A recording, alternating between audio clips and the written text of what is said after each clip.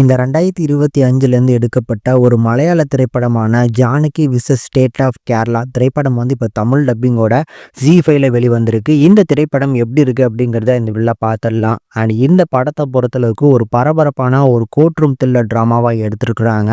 And படத்தோட கதை என்ன அப்படின்னா, படத்துல வந்து நம்ம அனுபமா பரமேஸ்வரி வந்து பார்த்தீங்கன்னா ப்ரூட்டலி ரேப் பண்ணப்பட்டிருக்காங்க. இந்த மோசமான இன்சிடென்ட்டுக்கு அப்புறம் நம்ம அனுபமா வந்து பார்த்தீங்கன்னா பிரெக்னென்ட்டும் ஆயிடுறாங்க. இந்த குழந்தைய இவங்களுக்கு வளர்க்குறதுக்கும் ஆசை இல்ல. At the same time abort பண்ணுறதுக்கும் விருப்பம் இல்ல.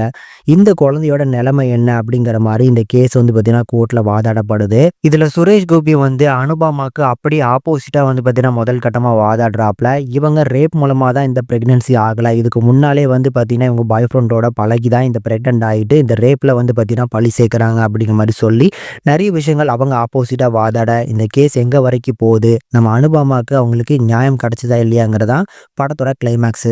எனக்கு இந்த படம் ஒரு டீசன்ட் வாட்சாக இருந்துச்சு.